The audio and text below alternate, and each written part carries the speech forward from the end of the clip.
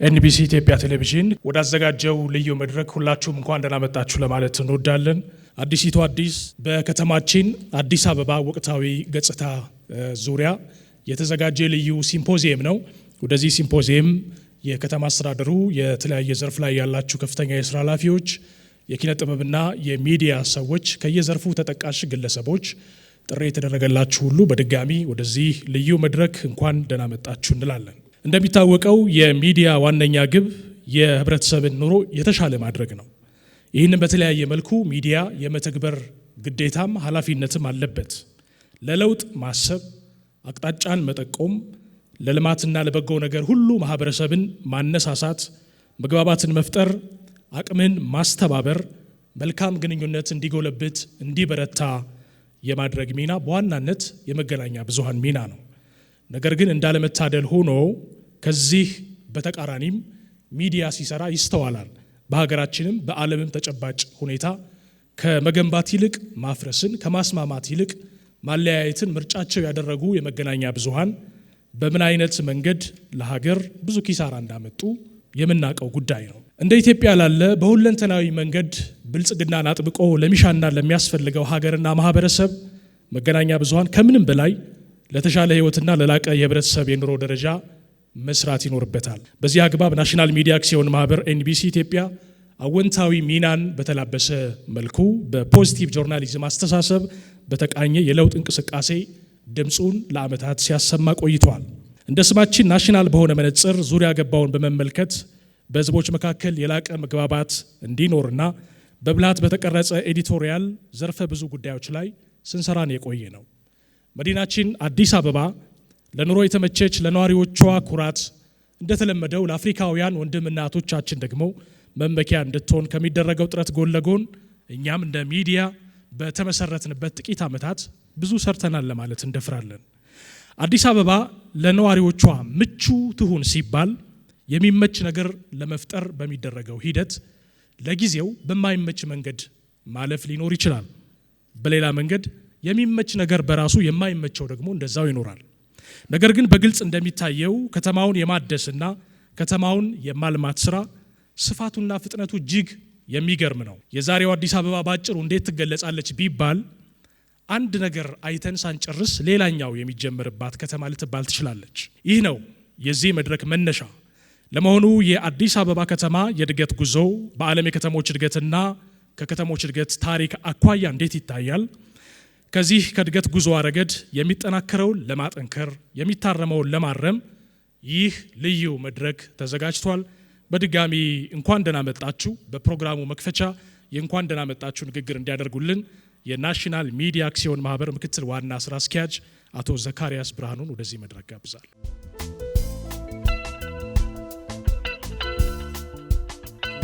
እንኳን ደህና መጣችሁ። ጥሪያችን አክብራችሁ ስለመጣችሁና ውድ ጊዜያችሁን በዚህ መድረክ ለማሳለፍ ስለፈቀዳችሁ እጅግ በጣም እናመሰግናለን።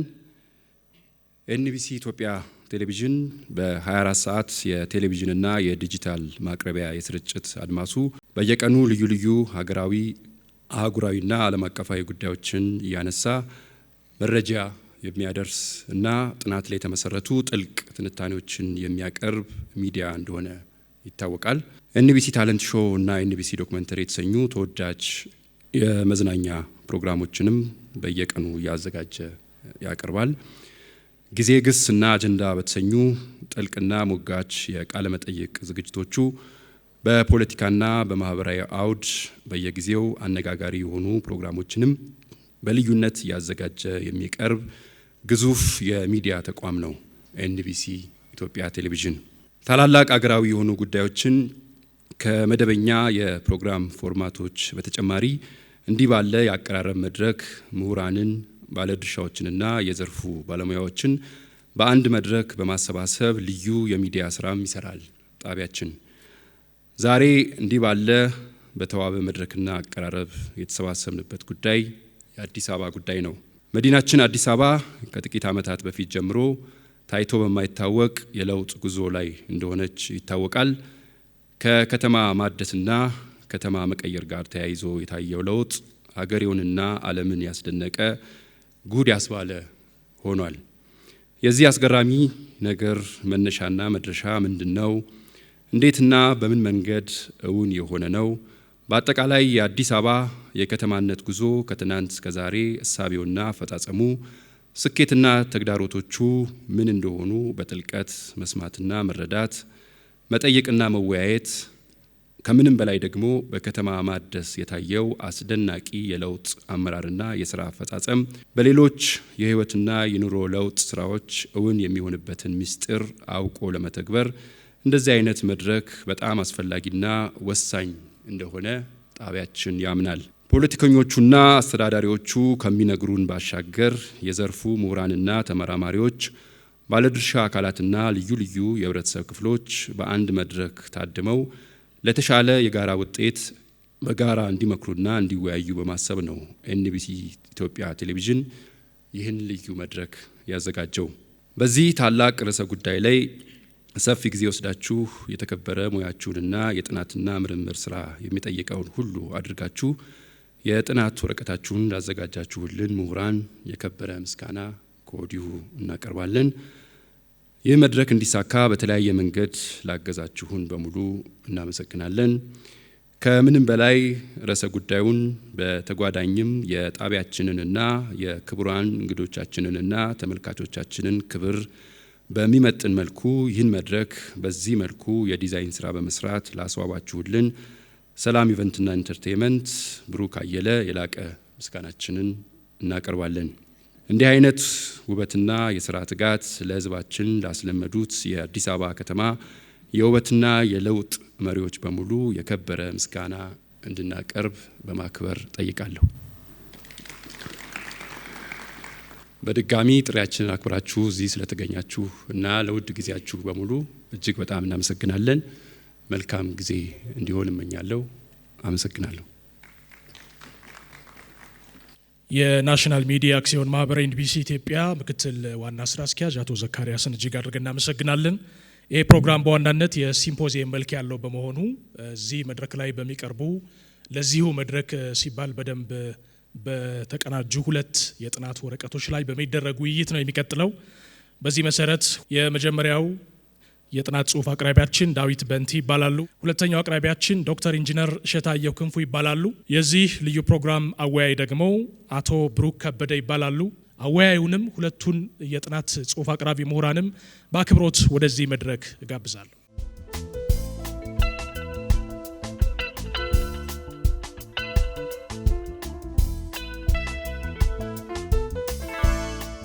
የስራ ባልደረቦቼ ብዙን ነገር ቀድሞ ስላነሱት ካለንም ጊዜ አኳያ ቀጥታ ወደ መነሻ ጽሁፎቹ ነው የምናልፈው።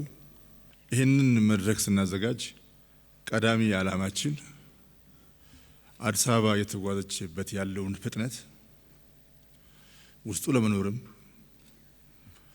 ገንቢ አስተያየት ለመስጠትም ለመተቸትም በፍጥነቱ ልክ መጓዝ ያስፈልጋል፣ ኮንፈረንስ ማድረግ ያስፈልጋል። አሁን ባለንበት ደረጃ የከተማው ፍጥነት ለሁለቱም ነገር ከመደበኛው በላይ ስለሆነ ቆም ብሎ እንዴት እየተጓዝን ነው፣ ምን ላይ ነው ያለነው የሚለውን መምከር አስፈላጊ ነው ብለን ስላመንን ነው። እንደተባለው ሚዲያ ድልድይ ነው። በመንግስትና በህብረተሰብ መካከል መልካም ድልድይ ሆኖ የሚያገለግል ሚዲያ ለሀገር መልካም ነገር ያበረክታል። ከአዲስ አበባ አኳያ እንዳልኳችሁ ተነግረው ሳይጨርሱ አዲስ ነገር የሚታይበት የተባለው ተብሎ ሳያልቅ ሌላ የሚከታልበትና ለብዙዎች ከመደበኛው ፍጥነት በላይ ስለሆነ ኮንፈረንስ ማድረጉ ለሁሉም ነገር አስፈላጊ ነው። እንዳልነው ውስጡ ለመኖርም በማንኛውም መንገድ ሙያዊም ሆነ የነዋሪም ሆነ አስተያየቶችን ለማቅረብ አስተዋጽኦ ለማድረግም እንዲታረም የሚፈልገው ነገር ለማረምም ፕሮፐር የሆነ አንደርስታንዲንግ ያስፈልጋል።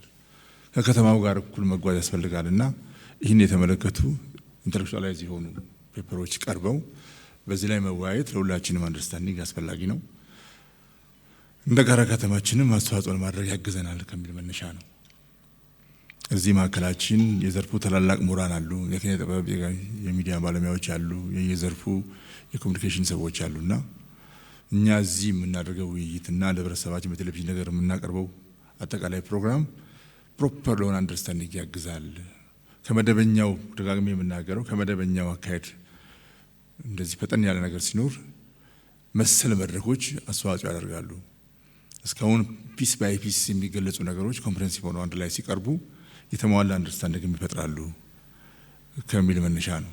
መጀመሪያ አቶ ዳዊት የሚያቀርብልን ወረቀት አጠቃላይ የሀገራችንም ሆነ የዓለማችን አርባናይዜሽን አጀማመሩም እድገቱም ያለፈባቸው ምዕራፎች ለኛም ማስታወቅ ስለሚያደርግ በዓለም ላይ ብቻችንን አይደለም ያለ ነው። እኛም የምንሰጠው የምንቀበለው ነገር ስላለ አንደርስታንዲንጋችንም የተሟላ እንዲሆን ዓለም አቀፉንም ሀገር አቀፉንም ወደ ኋላ መለስ በማየት አስፈላጊ ስለሆነ አጠቃላዩን ነገር አቶ ዳዊት ካቀረበልን በኋላ ከተማችንን በተመለከተ ደግሞ ዶክተር እሸታየው ዘርዘር ያለ ቅድም ያልኩትን ሰብሰብ ያለ መልክ ያሳየናል።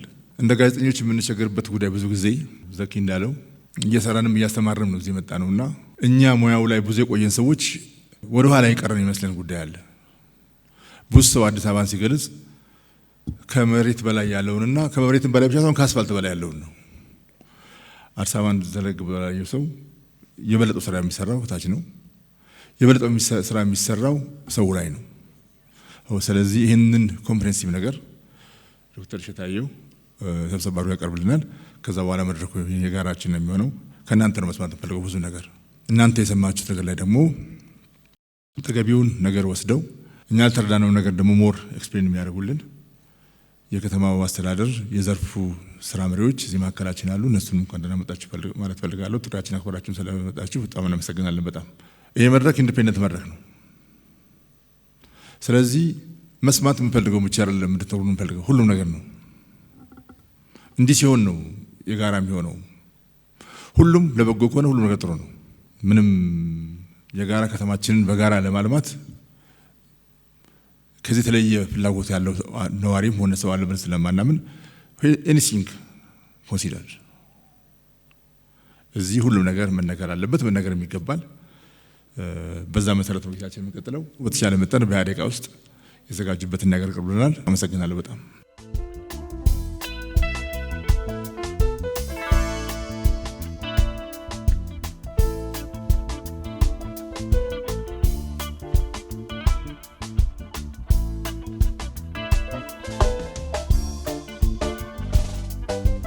አዲስ አበባ ስንት ዓመቷ ነው አሁን? የሚያውቅ ሰው አለ? አዲስ አበባ እየደመራችሁ ነው? እሺ 140 ዓመቷ ነው። እንግዲህ ከተሳሳትኩ ታርሙኛላችሁ አስተማሪ ስለሆንኩኝ። እና ይሄን የ140 ዓመት ነገር ከከተማ ልማት ጋር ጨምቄ አወራዋለሁ። ዋናው ፖይንቴ እሱ ነው። እስከ 2026 ወይም ደግሞ እስከ 2018 ድረስ አመጣዋለሁ። እና ደስ የሚሉ የጥፋት አንጓዎች አሉ። የኢትዮጵያ አርኪቴክቸር እና የከተማ ልማት ሙዚየም የለንም እና ከዚህ ስብሰባ በኋላ ይኖረናል ብዬ አስባለሁ። ዓለም አቀፍ የከተማዎች ታሪክ እጀምራለሁ። መጀመሪያ ከተማ እንዴት ተጀመረ ስንል ከተማ የተጀመረው ከ10,000 ዓመት ወዲህ ነው። እስከ 3,000 ዓመት ባለው እንግዲህ የሰው ልጅ ያው ሃንተር ገዘረር ወይም ደግሞ አዳኝና ሰብሳቢ ነበረ። ያድናል፣ ቤሪዎቹን እንጆሪዎቹን ከስርም ያድናል። ስለዚህ በየቀኑ ካሎሪውን ለማሟላት ይሮጣል። ግን ቫሊ ውስጥ ሲገባ እርሻን ሲያገኝ ስንዴው አሁን ምን በላው ስንዴ አልነበረም። የድሮውን ስንዴ ሲያለማው ሲያገኝ ዶሜስቲኬት ሲያደርግ ሲያላምድ ውሻን፣ ከብትን፣ ወተቷን ሲያይ ትርፍ መጣለት። ትርፍ ሲመጣለት በቃ ቁጭ ማለት ጀመረ። ቁጭ ማለት ሲጀምር ህግ መጻፍ ጀመረ። ኦቨርፍሎ ሲያደርግ ነው ከተማ የተፈጠረው። አብዛኛው ከተማ ወይም ሁሉም የተፈጠሩት ለመጀመሪያ ጊዜ ቫሊ ውስጥ ነው። ወንዝ መኖር ነበረበት፣ ደለል መታረስ ነበረበት። ሲታረስ ነው እንጂ ሰው እያደነ ስላልመጣ በቃ እና ሰፈራው በውሃ አካባቢ ነው። ብዙ ጊዜ በእምነት ስፍራ እምነትም ያን ጊዜ ነው የመጣው እና 10,000 እስከ 3,000 ባለው ጊዜ የመጀመሪያው ፕሮቶ ኦርባኒዝም ተጀመረ። ከዛ ከ3,000 እስከ 500 ዓመት ዓለም ነው በእቅድ የተሰሩ ከተሞች እንደነ ሜሶፖታሚያ፣ ኡር ቅዱሳት መጻሕፍት ውስጥ አብርሃም የተጠራበት ከኡር ከለዳውያን ከሚባለው እንዲሁም ደግሞ ግብጽ በኢንዱስ ሸለቆ ደግሞ እነ ሞሄንጆዳሮ በቃ ሸለቆ ውስጥ ግብርና ይኖራል፣ ተረፈ ምርት ይኖራል። ተረፈ ምርት ሲኖር ሰው ለምን ይሽከረከራል? ቁጭ ብሎ ፓሲቭ ኢንካሙን ወሬውን እየሰለቀ አርቱን እያደረገ ሃይማኖቱን እየጻፈ መጽሐፍቱን የጻፈ ስዕሉን በቃ ፍሪ ታይም በፍሪ ታይም ሆነ ሰው ማለት ነው ከተማ ሲፈጠር። ከዛ እናንተ ባይምሯችሁ ደግሞ የተለያዩትን ስራዎች ተሰበስቡታላችሁ። ከዛ የግሪክ ከተማ ነው የመጣው።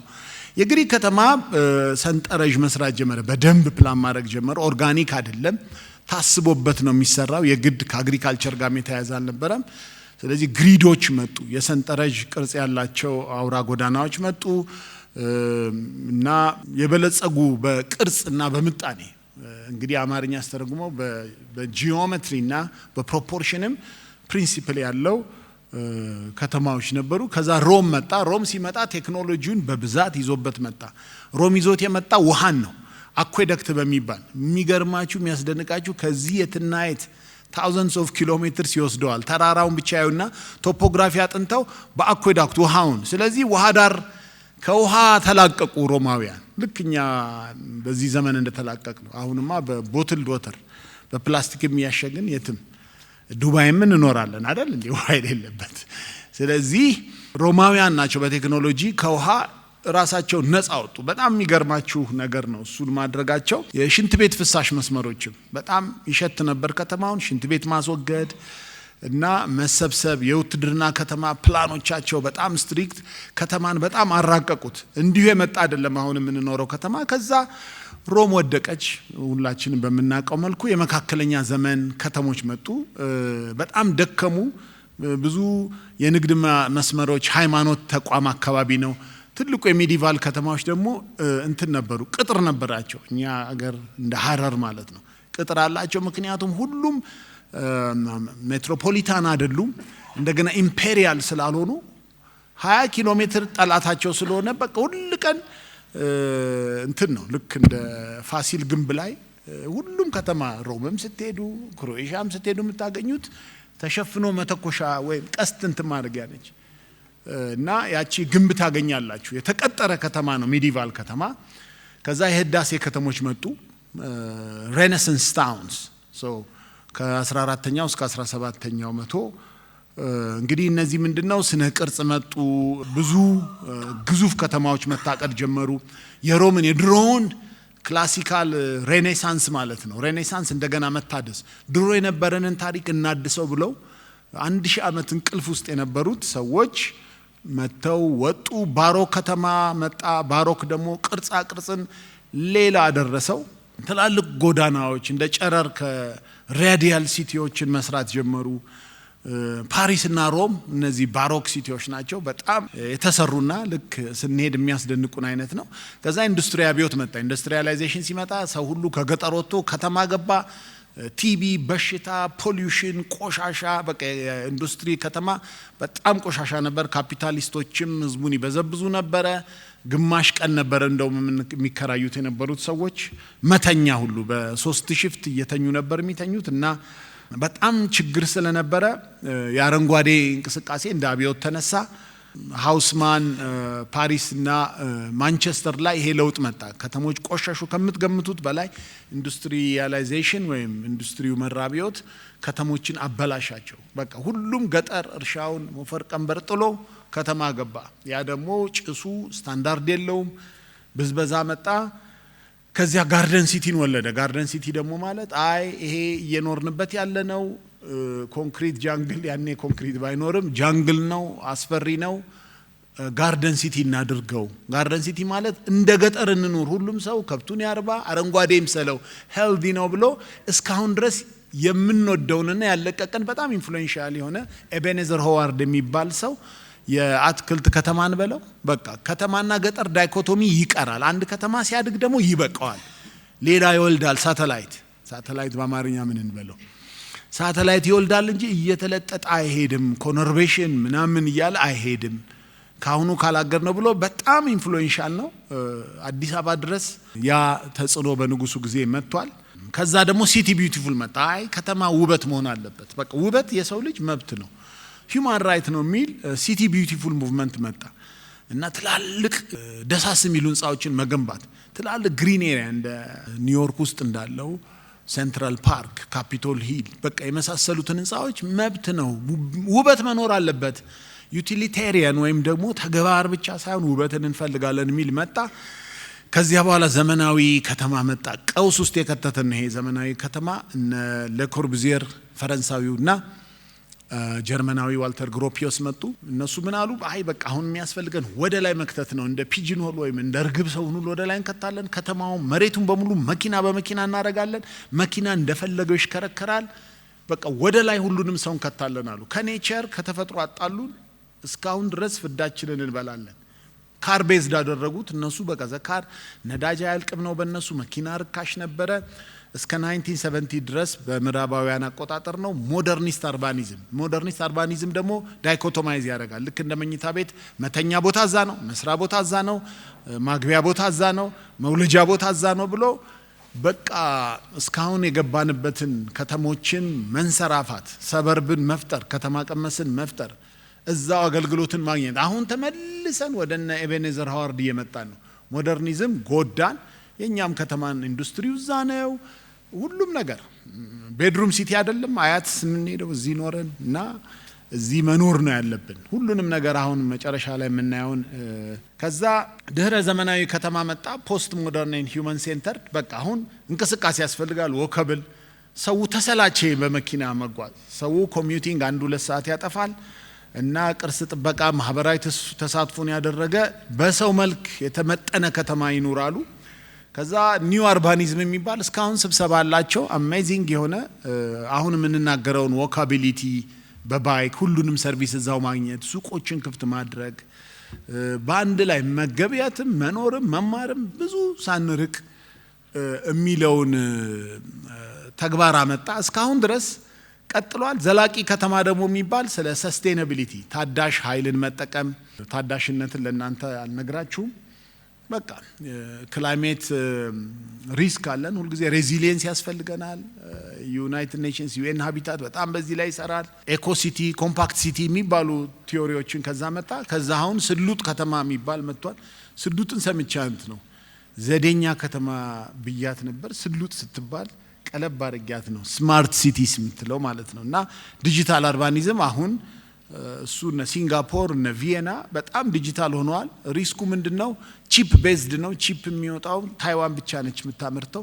እሷን እንደ ተግዳሮት ማሰብ አለብን። ሁል ጊዜ ቺፕ ቤዝድ ስናረግ እንዴት ነው ቺፕ ታይዋን ላይ ብቻ ልክ እንደ ነዳጅ እንዴት ነው ቺፕ ላይ ማንንጠለጠለው የሚል ብዙ ኮንፈረንሶችን ተሳትፌያለሁ። የስማርት ሲቲዎችን አደጋ እሱን ብቻ መመለስ አለብን። ከታይዋን ውጭ ያችን የሚያመርት የለም። የቺፕ ፕሪንተርም ከሆላንድ ውጭ የሚሰራ የለም። እንዴት ኔትወርኩ ያለም እንደተያዘ። ስለዚህ ሴንሰሮች፣ ዴታዎች፣ በኤአይ የተደገፈ አስተዳደር፣ ዲጂታል መሰረተ ልማት ያስፈልጉናል። አሁን ያንዛን ትሩፋት እየቀመስን ነው። መሶብ ማዕከል በሉት ከተሜነት ነው። እኔ ፊዚካሉን ብቻ አወራለሁ እንጂ ይሄ ቴክኖሎጂካል ፊልድም ከተማን ያሳልጠዋል። አንድ ቦታ ስታገኝ ነዳጅ አትጨርስም። ብዙ ኮስት ቤኔፊት አለው አዝ አን አርባን ፕላነር። አሁናዊ ከተማ ደግሞ ኮንቴምፖራሪ አርባኒዝም አለ። የ15 ደቂቃ ከተማ የሚባል ፈጥረዋል ፓሪስ ውስጥ። ሁሉን ነገር አንድ ሰው በ15 ደቂቃ ውስጥ ለሞት የሚገኘው መድኃኒት፣ ሆስፒታሉም፣ መጋባቱም፣ ቤተ እምነቱም፣ የህፃናት ትምህርት ቤቱም፣ ስፖርቱም፣ መሮጫውም፣ ጂሙም በ15 ደቂቃ ውስጥ ይገኝ የሚሉ አሉ። አካታች ከተሞች፣ ታክቲካል አድቫንስ፣ ብዙ አይነት ፊሎሶፊዎች አሉ። አሁን ያለነው ግን ይሄ ነው። እንደ ልትይዙልኝ የምትችሉት ምንድነው? ቴክኖሎጂ ቤዝድ ነው። ሁለተኛ ደግሞ ቅይጥ መሆኑን አስቡት። ስንቀይጥ ተግባር ብቻ አይደለም፣ እድሜም እንቀይጣለን። ህፃናት፣ ሽማግሌ፣ ቋንቋም እንቀይጣለን። ሶሾ ኢኮኖሚክም እንቀይጥ። ማንቀይጠው ነገር የለም። በጣም ከለጠጥን ሲንጋፖር ውስጥ የቻይና ዝርያ፣ የህንድ ዝርያና የቻይና ህንድና ማላይ ዝርያ አለ። አንድ ህንፃ ውስጥ አንድ ዘር ብቻ መከራየት አይችልም። ኮታ ተሰጥቶታል። እስከዛ ድረስ ገብተው ነው ሲንጋፖሮች የሚሰሩት። ዝም ብሎ አይደለም ያመጣው እና አንድ ህንፃ ላይ አንድ ቋንቋ ብቻ እንዲሆን አይፈቅዱም። ይሄንን ያየሁትን ነው። እና ለዚህ ደግሞ ኮንቴምፖራሪ ስራ ያንጌል የሚባል የታወቀ ሰው ሰርቶታል። ያሁን ከተማ ያሉት ባህሪያቸው ምንድነው? ሜጋ ከተሞች እየመጡ ነው። ወደድንም ፑሽ ኤንድ ፑል ፋክተርስ፣ ግሎባላይዜሽን አለ። ሰነድ አልባ ቤቶች ግሎባሊ ብዙ ናቸው። ዲጂታል መሰረተ ልማት እየመጣ ነው። የትም ቢሆን ስነ ምህዳራዊ ውጥረት አለ። ኢኮሎጂው መሸከም ከሚችለው በላይ እየበዘበዝነው ነው እና የከተሞች ደግሞ መስፋፋት በብዙ መልኩ ማየት እንችላለን። ችግሮች ደግሞ አሉ። መኖሪያ ቤት እጥረት አለ። ኢትዮጵያ ይመስለናል እንጂ ቻይናም የለም፣ ሲንጋፖርም የለም፣ ህንድም የለም፣ ኦስትሪያም የለም፣ የትም የለም የቤት ስራ። መኖሪያ ቤት እጥረት ትልቅ ግሎባል ኢሹ ነው። ትራፊክ መጨናነቅ፣ አየር ንብረት ለውጥ፣ በተለይ ደግሞ ግሎባል ሳውዙ በትራፊክ ይጨናነቃል። ምክንያቱም ኤክስፔንሲቭ ወይ ሙድ የሆነውን ሜትሮ ማሲቭ የሆነ የከተማ ትራንስፖርት መገንባት ገንዘብ ያጥራቸዋል። ትራፊክ መጨናነቅ፣ ሁሉም ሰው ሲንግል ኦኩፓንሲ ካር እየነዳ ነው የሚሄደው። አየር ንብረት ለውጥ አስቸጋሪ ነው። ዘላቂነትና ያስቸግረናል። ማህበራዊ ልዩነት ናቸው በብዙ መልኩ። አዲስ አበባ ምን ልዩነት ያደርጋታል? ይቺ ነች አዲስ አበባ። በጣም የተቆራረጠች ነች። አዲስ አበባ አስቸጋሪ ከተማ ነች። ለምን እንደተመረጠች ቢነግሩን ደስ ይለናል። አስቸጋሪ ነች። እንደዚህ አይነት ከተማ ቲፒካል ዲፈረንስ ያላቸው ወደ 4 ናቸው። ላፓዝ የቦሊቪያ ዋና ከተማ፣ ኪቶ እኛን የምትመስል ሃይቷም የኢኩዌተር ቴምፐሬት ክላይሜት ያላት ላፓዝ፣ ኪቶ እና የኮሎምቢያ ዋና ከተማ ናቸው። እንደዚህ የተቆራረጠ ነው። ይሄ ራሱን የቻለ ሞርፎሎጂና ሶሾ ኢኮኖሚውን ወስኖልናል። ጣሊያንም ሲያሰፍር ከወንዝ ማዶ ይለናል ሴግሪጌት ሲያደርገን እና ወንዝ ውስጥም ደግሞ የሚኖሩት ብዙ ጊዜ ኢኮኖሚካሊ ደህና ቦታ ማግኘት ያልቻሉ ኢንፎርማሊቲ ይገባበታል። ስለዚህ ይሄ ራሱ ሞርፎሎጂውን አንዳንድ መንገዶች በጣም የሚርቅባችሁ ወንዝ ሽሽት አይደል እንዴ? በራስ መኮንን ምን ዞረው አሁን ድልድይ ገንዘብ አምጥተን ነው እኮ ወንዙን ወደ እንትን ያመጣ ነው። ከ4 ኪሎ ወደ ደጎል አደባባይ ያመጣ ነው። ስለዚህ ሞርፎሎጂው ከተማ ጥናት ላይ ሞርፎሎጂ የሚባል ነገር አለ፣ ይወስንልናል ማለት ነው። እና ምን ልዩ ነው ያደርጋታል? ብዙ እድሜ የላትም እንዳልኳችሁ ስትደምሩ 148 ዓመት ነች። እንደነ ካይሮና ፌዝ ብዙ 100 1000 ምናምን ዓመት እድሜ ያላት አይደለችም። በጣም የተቆራረጠች ነች። ታይፖግራፊው በጣም ነው የሚያስቸግረን። እንደምታስቡት በሲዌጅ ላይ በብዙ ነገር ያስቸግራል። በፓወር ላይ በስልክ ላይ ሁሉ ህንፃ ላይ እየወጣን ነው አንዳንዴ እንትን የምናደርገው። ጠፍጣፋ አይደለችም። በቃ ለከተማነት አስቸጋሪ ነች። ከዓለም ከ4ኛ ዋና ከፍታ ነች። ልክ ኤርፕሌኖች ላንድ ሲያደርጉ አዲስ አበባ ነው እየመጡ የሚሞክሩት። አሁን ያው መንግስት እሱን ሸውዶ ቢሾፍቱ ትንሽ ዝቅ ብሎ የትም ቴክኦፍ ለማድረግ በተጠና መልኩ እዛ እየተሰራ ነው። which is a plus በእቅድ ደግሞ የተጀመረች ከተማ አይደለችም። ብዙ ከተሞች ኮሎኒያል ሲቲስ አፍሪካ ውስጥ ያሉት በእቅድ ነው የተጀመሩት። በተለይ ለኔቲቭስ እና ለኮሎኒያሊስትስ ተባብለው ተከፋፍለው ነው የተጀመሩት። አዲስ አበባ ያ ባህሪ የላትም። አብዛኞቹ ነዋሪዎች በሰነድ አልባ ቤቶች ይኖራሉ። ትንሽ ይሄንን ሰርቲፋይ ማድረግ አለብን። ብዙ ነዋሪ it is a challenge in the global south እና የቤቶችና የሰፈሮች ታሪክ በሚገባ አልተሰነደም። በቃ ሰነድ በጣም በየ10 ዓመቱ በሚመጡ ጥናትና በማስተርስ ጥናት ውጪ ካልሆነ ስነዳ አልተሰራም።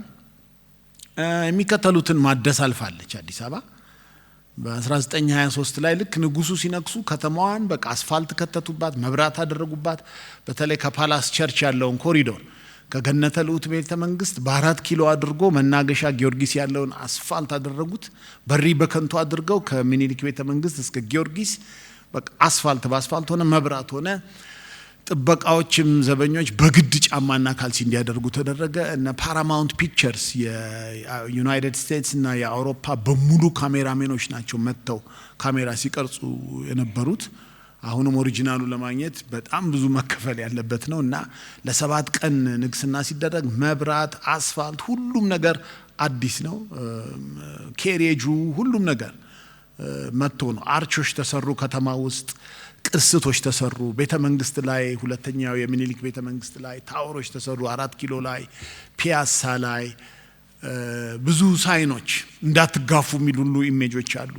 በቀኝ ሂዱ ትቀጣለህ የሚል በቃ ከተሜነት ለማድረግ እነዚህ ፖለቲካል ዲሲዥኖች መጡ።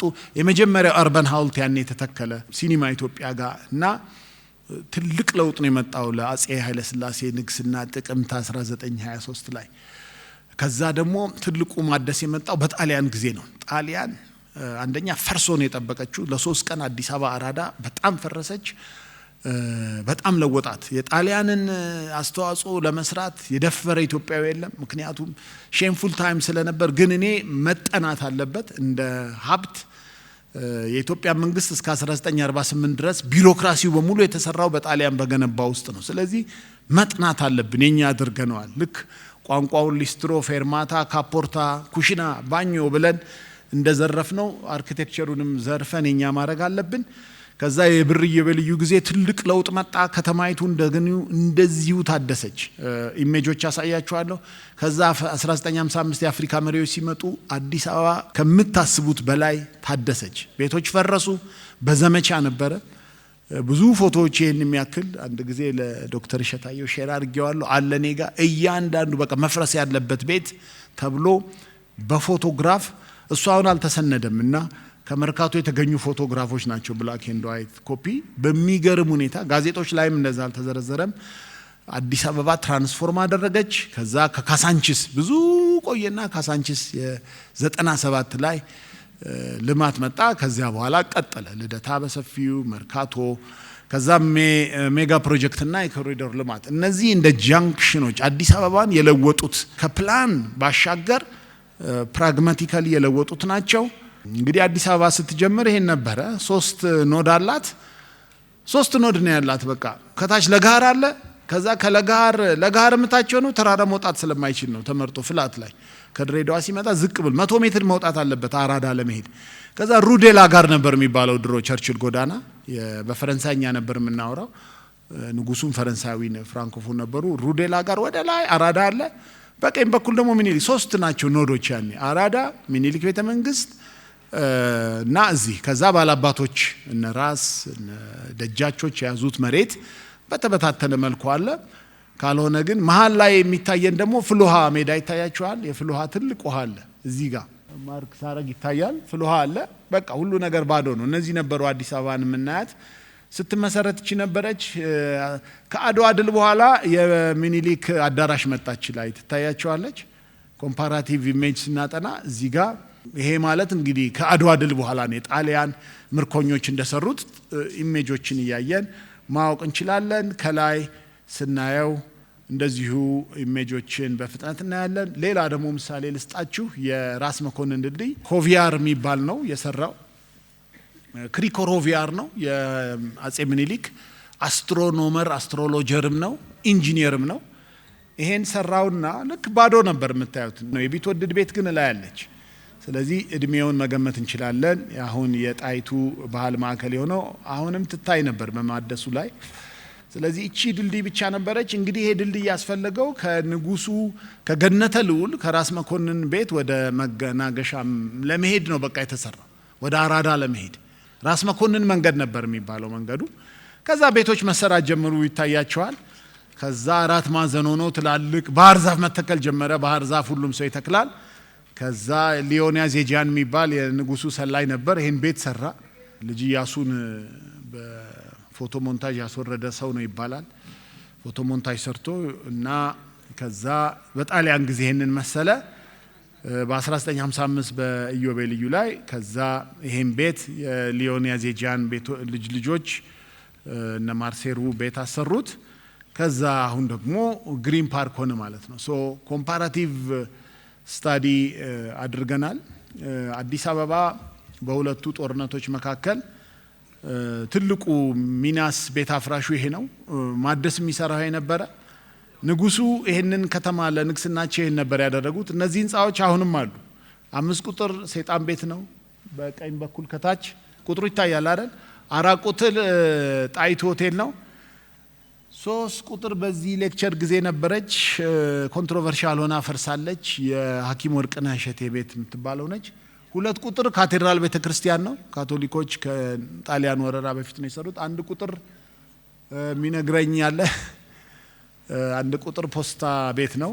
ከዛ በፋሺስቶች ጊዜ ከተማይቱ እኛው አንድ ደን ጠበቅናቸው። እንደዚህ ንድድ አድርገን ለሁለት ስለነበር ይሄ ተተካ። መጨረሻ ላይ ከጣሊያን ከወጣ በኋላ እንደዚህ ህንጻዎች በሙሉ አራዳ በ3 ቀን ወድመው ከላይ የምታዩት በሙሉ የጣሊያን ወታደሮች ማርች ሲያደርጉ ነው። ፈራርሶባቸው ነበር። እንደዚህ ነበር። በቀኝ በኩል ቢያድግልኝ ህንጻ አለ። በግራ በኩል የግብጽ ቋሚ ኤግዚቢሽን የነበረበት ነው። እንደዚህ ያደሱት የተቃጠለው ጊዜ ነው። ስለዚህ ኤክስቴንሲቭ የሆነ እድሳት ሰሩ።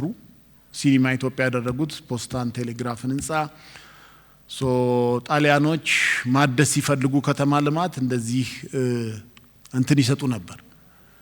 ቀኛዝማች ሞላ 87500 ሊሬ ይሰጣቸዋል የሚሄዱበት ቦታ። ይሄ እንግዲህ ኦፊሻል የሆነ ዶክመንት ነው። ጣሊያኖች አዲስ አበባ እንደዚህ ፕላን አድርገው ነበረ።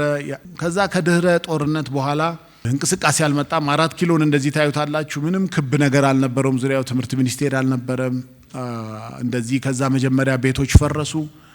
ከዛ ትምህርት ሚኒስቴር እንደዚህ ተገነባ።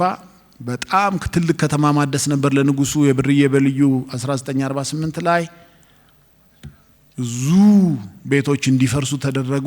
በጣም ጥቂት ሽማግሌዎች ናቸው አሁን ይሄንን ሊናገሩ በትዝታ የሚችሉት። ዶኩመንትድ አይደለም። ቴክስትና አርኪቴክቸር ትምህርት ላይ አልተጻፈም። ይሄ ኤክስቴንሲቭ ነው። ከኢሜጅ ስናይ 4 ኪሎ ወደ ቤተ መንግስት የሚሄደው እዛ ጋር በአታ ማርያም ይታያቸዋል። በጣም ነው ቤቶች የፈረሱት። እንደዚህ መንገዶች ተሰሩ። ብዙ ቤቶች እንዲፈርሱ ሆኑ። ማዘጋጃ ቤትና ጽዳት የጎደላቸው ቤቶች ይላል። ይህ ቤት ከዛሬ ነገ ተደረባ ተብሎ ስጋት የሚያሳድርና የተውሳክ መደብር መሆኑ ራሱ ይገልጻል ይላል። ንጉሱ ሲያፈርሱት ለአፍሪካ አንድነት የጎጆ ቤት በሙሉ ነው ያጠፉት ነው እንዲፈርስ። 4 ኪሎም ነጭ እንዲቀባ ተደረገ። አጥሩም 4 ኪሎ ሱቆች ላይ እንደዚህ ኮፍያ ያለባቸው ህንጻዎች ያኔ ነው የተሰሩት። ሁሉም ሱቆች 4 ኪሎ፣ ፒያሳም፣ ጃልሜዳም ያሉት ህንጻዎች በአንድ ዘመቻ ነው የተሰሩት። ይሄም እንደዚሁ የሰፋ መንገድ ነው። ጣይቱ መንገድ ወደ ቤተ መንግስት በሸራተን ጋር የሚወስደው ነው። ብዙ አምባሳደር ቲያትር ቤት ወደ ታላቁ ቤተ መንግስት ይላል ከፎቶ ጀርባ። እግዜር ይስጣቸው ይህንን ያቆዩልን ፎቶግራፈሮች። የአዲስ አበባ ጠባብ መንገዶች ስፋት ሲሰጣቸው ይሄ ጋዜጣ ኢሜጅ ነው። መፍረስ ያለባቸው ቤቶች በሙሉ ፈርሰው ዘመናዊው ከተማ በትንሽ ፕላኒንግ ይሄም አደባባዩ ሰፋ። ምኒልክ አደባባይ እንደዚህ ተቆፍሮ ተሰራ። ይሄ አደባባዩ ነው። አዳዲስ መንገዶች መሰራት ተጀመሩ። እቺ ህንጻ ንጉሱ ነው ያፈረሷት። ቸርችል ላይ ማን እንደነበረች ላውቃት አልቻልኩም። እቺን ቦታ ስፈልግ ይሄን ፎቶ ሄጄ ያነሳሁት ላስት ዊክ ላይ። እቺ ትልቅ ማርከር ሆነችልኝ እና ከአድዋ እቺን በቀኝ በኩል የምታዩት የወጣው ነገር ይሄ ህንጻ ንጉሱ ናቸው ያፈረሱት። ከማዘጋጃ ፊት ለፊት አዲሱ ቸርችል ይሄ እነዚህ ህንጻዎች ናቸው። እዚህም ቤቶቹን ስታዩ መቆረጣቸው በጣም ያስታውቃል። ቸርችል ጎዳና ሲሰራ ብዙ ቤቶች ፈርሰዋል። ከዛ ንጉሱ ሙሉን ፒያሳን እንዳለ አፈረሱት። ሙሉን ነው ያፈረሱት እና ለአርቱሮ ሜዜዴሚ ይህንን ቤት እንዲሰራ ሰጡት። በነገራችን ላይ ንጉሱ ፒያሳን አይወዱትም ነበር። በአንዳንድ ጽሁፎች ለምሳሌ ሲናገሩ ከተማውንም ለመለወጥ ያስቡ ነበር ወደ ሌላ ከተማ። ጣሊያናዊው ጸሐፊ ጽፎታል። ብዙ ግን ፕራይመሪ ዴታ መረጃ አልተገኘም። ግን ንጉስ የሚለው ጸሐፊ አዲስ አበባን ብራዚል ሲሄዱ ብራዚል የአዲስ ከተማ የመሰረቱትን እንደ አዲስ ከተማ እንዴት እንዳዩ ለማወቅ ሲሄዱ ነው መፈንቅለ መንግስት የተሞከረባቸው ይባላል። እና አዲስ አበባ በጣም እንደሚያስቸግር ተረድተውታል። ንጉሱ ፒያሳን እንደዚህ ለመለወጥ ሞከሩ በሜዜዴሚ። ስለዚህ በሶሻሊዝም ጊዜ ጥቂት አርኪቴክቶች ነበሩ። ትልቁ ኢንተርቬንሽን መስቀል አደባባይ ወይም አብዮት አደባባይ ነው እና ግን አራዳም ላይ ሞክረዋል በጀርመናዊው አርኪቴክት በፒተር ባውምባ። እንደዚሁ አድዋ ላይ ትልቅ ሴንተር ትልቅ የሲቲ ሴንተር ሰርቶ ነበር። ይሄ ሰውዬ በቅርቡ ነው የሞተው ከኮቪድ በኋላ እና እንደዚህ ክፍቶ ነው ከቆየ በኋላ አሁናዊው ኪነ ህንጻ ደግሞ የቅርብ ጊዜውን ከተማ ማደስ እንችላለን። ከ2000 ወዲህ ህንጻዎች ብዙ መሰራት ተጀመሩ። መጨረሻ ላይ አሁን ወደ ማጠቃለያ ስናመጣ ወደ ሜጋ ፕሮጀክት መጣን። የሜጋ ፕሮጀክት ጊዜ እንግዲህ ከ2018 ወዲህ ነው ብንል ዳይቨርስ የሆኑ ህንጻዎች ተገንብተዋል። ማለት ከሙዚየሞች እስከ ቤተ መጻሕፍቶች። ለምሳሌ ኪንደርጋርተንን ያስደነቀኝ የቀበሌ ኪንደርጋርተን ስገባ ከ100,000 ከሚያስከፍሉት ኪንደርጋርተን ያነሰ አይደለም። አም ሶሪ በቃ ገብቻየሁ አይ ዋዝ ሾክድ። 100,000 እና 200,000 ያስከፈሉ ከሚያሳዩት ቦታ እንግዲህ ምናልባት አስተማሪዎች ስኪድ ይመጣል ቀስ ብሎ ይመጣል እና አይ አም ፖዚቲቭሊ አሜዝድ ሁሉም ቦታ ኪንደርጋርተንን መኖሩ እና ብዙ ነገር ነው የተሰራው ሰፋፊ ዘርፈ ብዙ ፓርኮች ተሰርተዋል ስፖርት ማዞሪያዎች ወካረኩና አራዳ ታች ለመሄድ ብዬ አቃተኝና በሪ በከንቱ ተመለስኩ ባለፈው የብስክሌት መንገዶች hundreds of kilometers ቀዳማይ ህፃናት ክብካቤ መስጫ ቦታዎች እነ ዶክተር ሸታየው በደሚሰሩት የግረኛ መንገዶች እና እነዚህን እናያለን እንግዲህ አራዳን ሙከራዎችን እንመልከት ከንጉሱ ጊዜ ጀምሮ በጣሊያን ፕሮፖዛል አሰርተው ሙሉ ነው ያጸዱት አራዳን ልጅ ሆነን ኳስና ሸንኮራ ገዛንበት ኳስ የተጫወቱበት ሜዳ ከዛ አሁን ተሰራ ይሄ ምን ማለት ነው every government wanted to develop ፒያሳ እስከ ሰራተኛ ሰፈር ነው ንጉሱ አጸድተው አሁን የተሰራውን ስራ ንጉሱ አስበውታል እና ዶክመንትድ ነው ውሸት አይደለም ሞዴል አለ ደርግም አስቦታል ቀደም ደግሞ ያሳያችሁ ደግሞ በኢህአዴግም ጊዜ ታስቧል so this is a mega project ዘርፈ ብዙ ሆኖ urban planning ጉግልም አፕዴትድ ያልሆነው ቢኖርኝም ዴንሲቲው ግሪንነስ እንዴት እንደመጣና ያለን ፒያሳ እንዴት እንደተለወጠች አሳይቼ መጨረሻ ላይ ከትላንት ወዲያ ያነሳሁት ፎቶ እዚህ ጋር ያለው እንደዚህ ሆኗል አመሰግናለሁ እኔም በቀጥታ ወደ ሁለተኛው አቅራቢያችን ነው የምናልፈው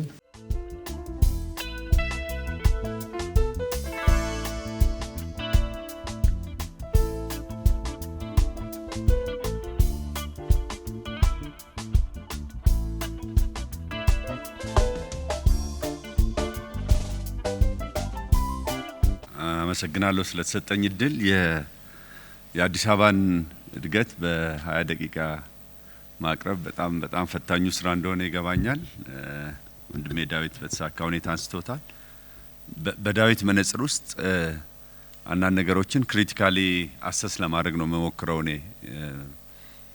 ከተሞች በተለያየ የትራንስፎርሜሽን ምዕራፍ ውስጥ ያልፋሉ አይቀሬ ነው ይሄ ኢኔቪታብል ፕራክቲስ ነው የትም ዓለም ላይ ነገር ግን ሁሉም ሞክረዋል የሚለውን የዳዊትን ሐሳብ ወስጄ በሙከራዎቹ መካከል ያለው ልዩነት በሙከራዎቹ መካከል ያለው የእሳቤ የትግበራ እንድምታ ልዩነት ምንድነው ይሄስ ለምን ዲፓርቸር ያመጣል የሚለውን ትንሽ ለማንሳት ሞክራለሁ እንዳያችሁት ነው የከተማ ሳይንስ ባለሙያዎች ሲገልጹት ከተማ ፊዚካላዊ አካል አይደለም ኦርጋናይዜሽን አይደለም ኦርጋኒዝም ነው ብለው ይነሳሉ ይሄን የሚሉበት ምክንያት ከተማ አለማደግ አለመሞት አለማርጀት አይችልም ተፈጥሮ አለው ውስጡ የሚንቀሳቀሱ ህይወት ያላቸው ነገሮች እስካሉ ድረስ ይሄ ሊያጋጥመው እንደሚችለው ይነሳልና የትኞቹም ከተማዎች በዚህ ውስጥ ያልፋሉ ከወንድሜ ዳዊት ጋር እስማማለሁ አዲስ አበባ እድገቷና የታሪክ ጥፋቶቿ ብለው ዳዊት በሚከፋፍላቸው ጉዳዮች ላይ ትንሽ ብቻ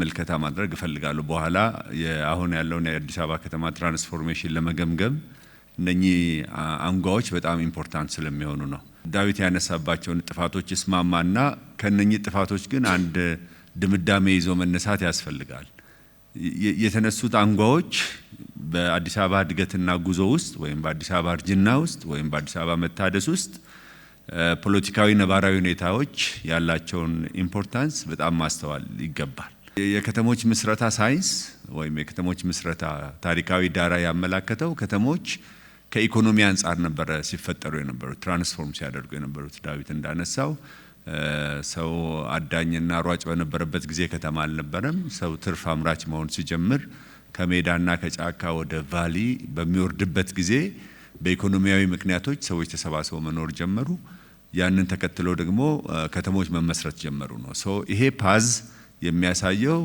ኢኮኖሚያዊ ምክንያቶች የሌበር ምክንያቶች በኋላ ግን ሌበርን ተከትሎ በመጣው ዲቪዥን ኦፍ ሌበር ዲቪዥን ኦፍ ፓወር ፖለቲካ የራሱ ሚና እየወሰደ እንደመጣ ነው የሚያመላክተው አዲስ አበባ ግን ከመሃል ላይ የጀመረችው ሰዎች ሃንተር አልነበሩም አዲስ አበባ ውስጥ ወይም ደግሞ እንደዛ ሆኖ አይደለም አዲስ አበባ ነው የፈጠሯት ፖለቲካል የበላይነት የነበራቸው አካላት መጥተው ነው አዲስ አበባን መፍጠር የጀመሩትና በሂደትም ሼፕ ያደረጉት ይሄ በጣም አዲስ አበባን ለመረዳት የአዲስ አበባን ዳይናሚክስ ለማወቅ ኢምፖርታንት ድምዳሜ ነው ብዬ ነው የማስበው ነው ሁለተኛው የዳዊት ባነሳቸውን በደንብ ነው የምስማማው በአብዛኛዎቹ ነገር ግን በየታሪክ ጥፋቶች ውስጥ የተፈጠሩ ጉዳዮች የአዲስ አበባን ማንነት በጣም ወስነዋል።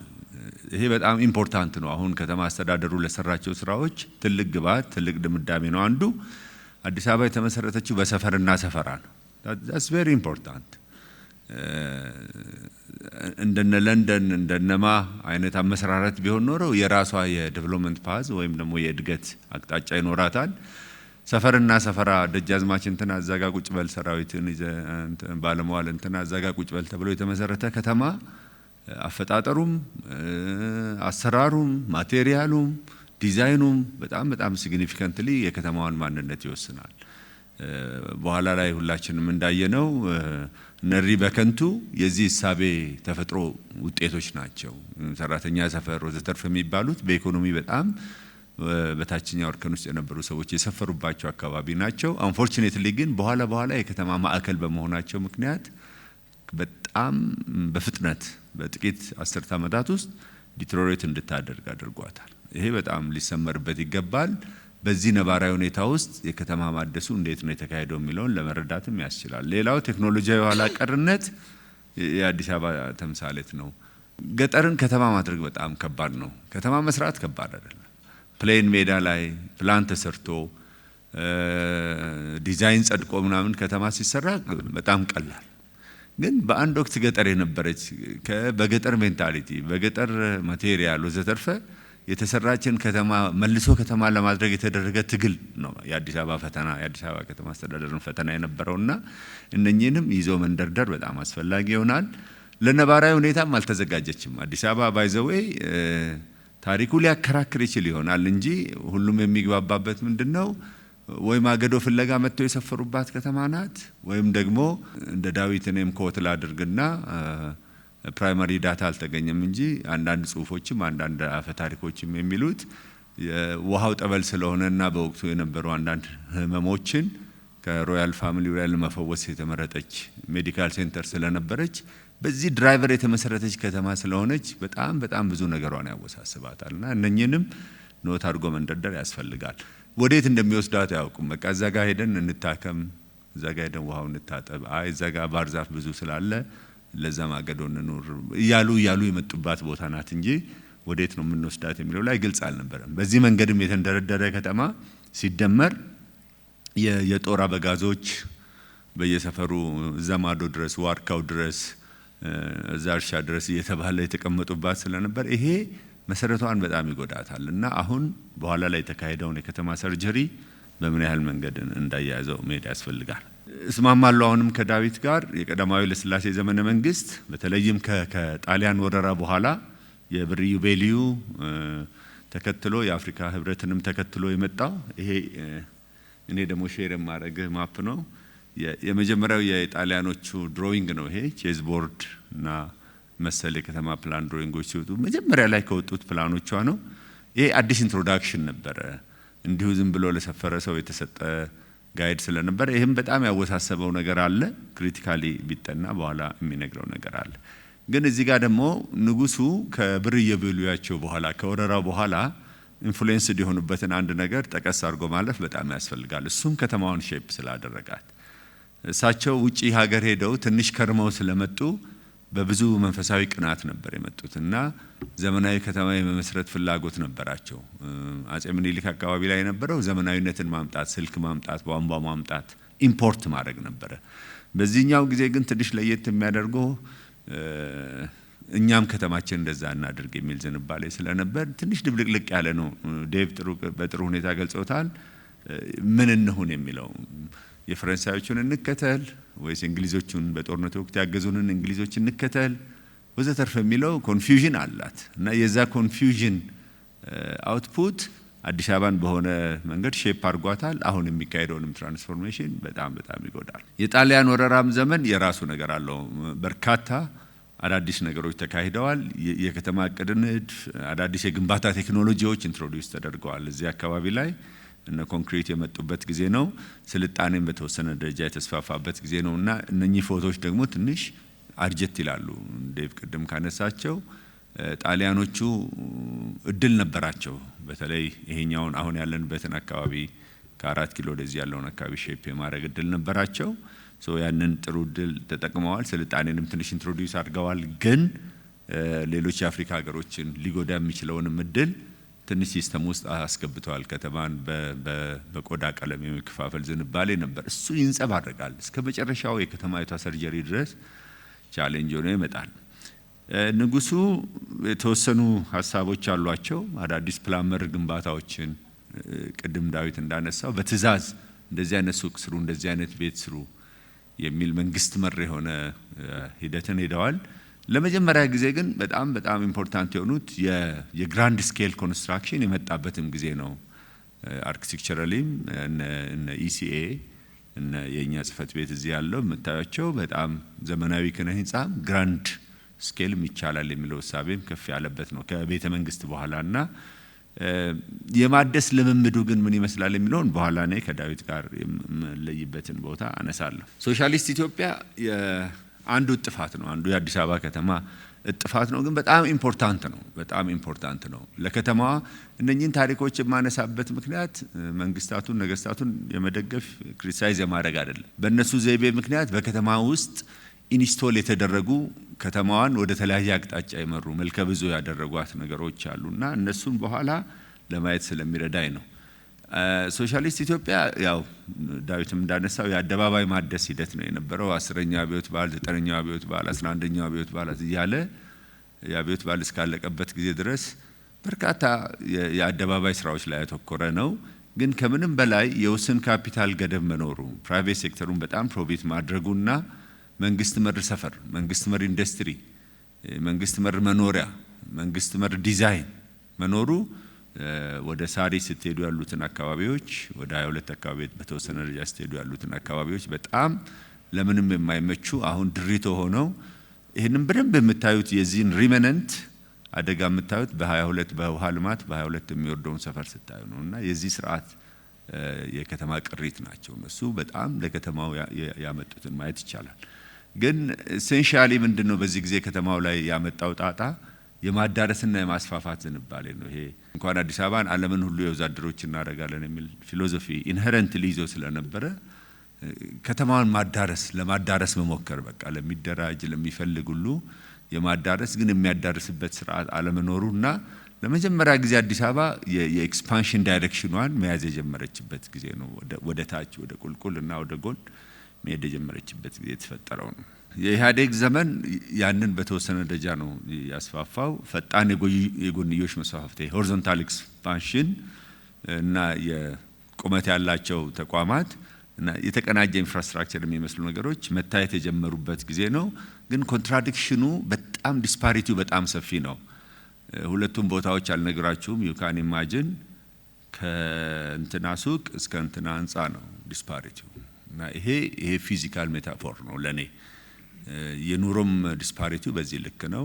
የሚናገረው ብዙ ነገር አለ። ያው ለመድረክ አገልግሎት የማይሉና ሳይንቲፊካሊ በደንብ መጠናት ያለባቸው እና እንደዚህ አይነት ዲስፓሪቲ አዲስ አበባ ውስጥ ለመጀመሪያ ጊዜ ነው በጣም ጎልቶ መታየት፣ ኮንትራስቱ በጣም ጎልቶ መታየት የጀመረበት። ይሄ በኋላ ላይ የሚያመጣውን ኢምፕሊኬሽን ለማየት ሞክራለሁ። ግን ለመጀመሪያ ጊዜ ደግሞ የተደራጀ የከተማ ማደስ ልምምድም ታይቷል። ልደታ፣ ካዛንቺስ፣ ሸራተን አካባቢ ከነበረው ነው የሚጀምረው። ሸራተን አካባቢ ከነበረው ወደ ካዛንቺስ ሄደ፣ አሁን ኢሊሊ ያለበት አካባቢ፣ ከዛ ደግሞ ልደታ አካባቢ ያሉት የከተማ ማደስ ፕራክቲስስ ተጀመሩ እና እነኚህን ነገሮች በኋላ በተወሰነ ደረጃ መለስባቸዋለሁ። ከ2010 ወዲህ የከተማ አጀንዳ፣ የከተማ ሚናና የልማት ስትራቴጂና ያደሩ የቤት ስራዎች እና ለመጪው ጊዜ መዘጋጀት ዝንባሌ ጎልቶ የወጣ አጀንዳ ሆነ ማለት ነው። ያው ጊዜ ቢኖር ትንሽ ክሪቲካሊ ሰፋ አድርጎ ማየት ይቻላል።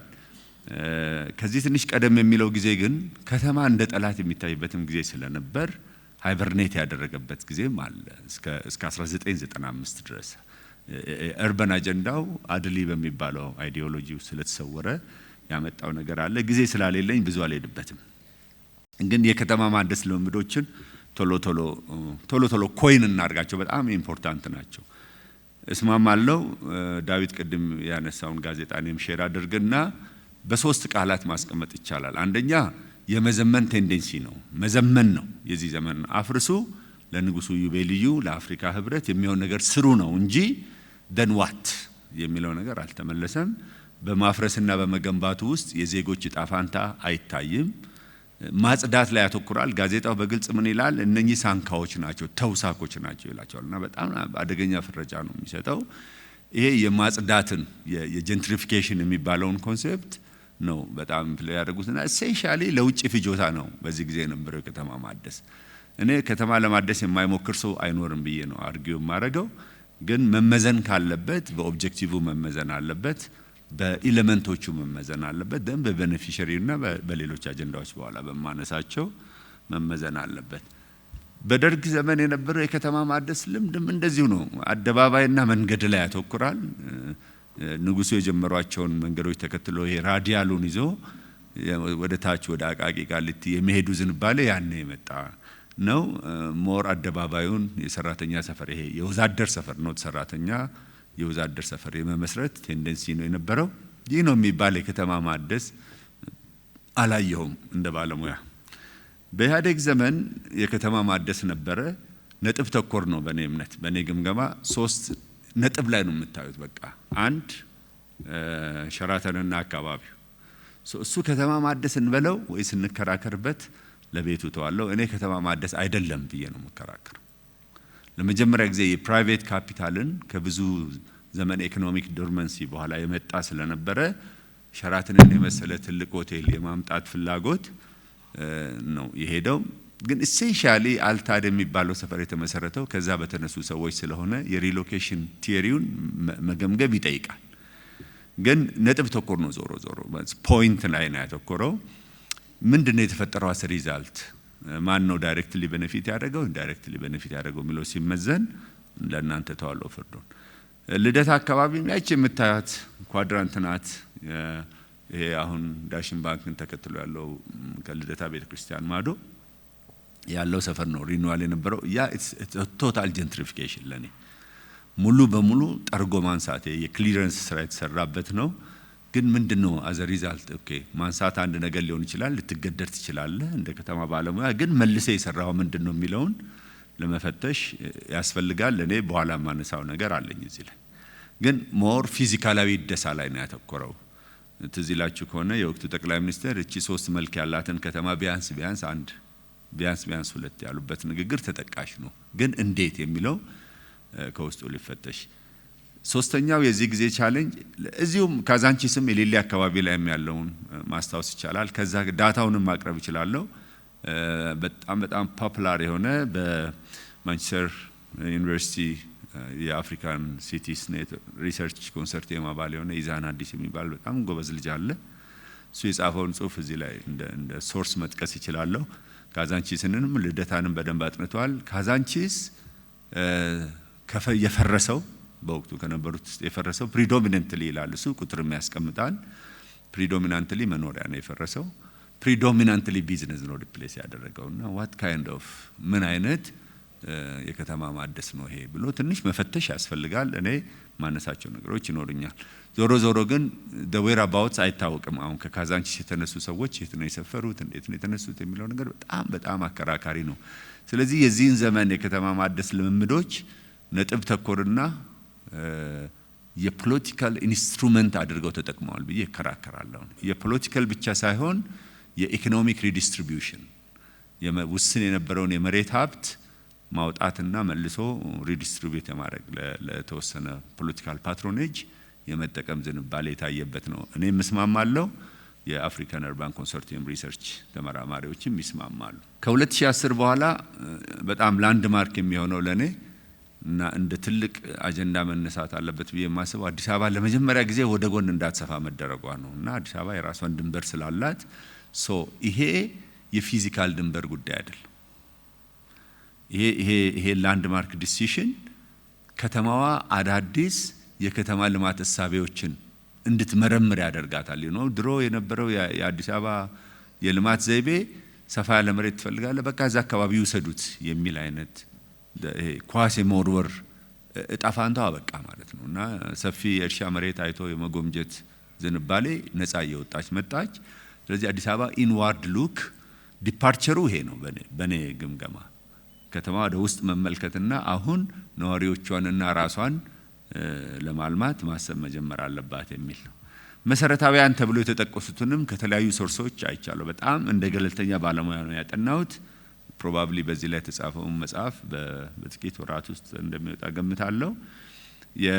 የከተማ ሚና የእድገት አቅጣጫዎችን ይፈትሻል። አንላይክ ዘ አደርስ መለስ ብሎ ይሄ ዓለም አቀፍ ስታንዳርዶችን አዶፕት የማድረግ ዝንባሌ ነው የሚታየው። አንዱ ድሃ ተኮርና ሰው ተኮር የሚባለው ሐሳቤ በጣም የገነገነበት ጊዜ ስለሆነ በዚህ መነጽር ፈትሻለሁ። ኦኬ ምን ያህል አሁን የተካሄደው ትራንስፎርሜሽን ድሃ ተኮር ነው ሰው ተኮር ነው? ቅድም ያልኳችሁ አይደሉም።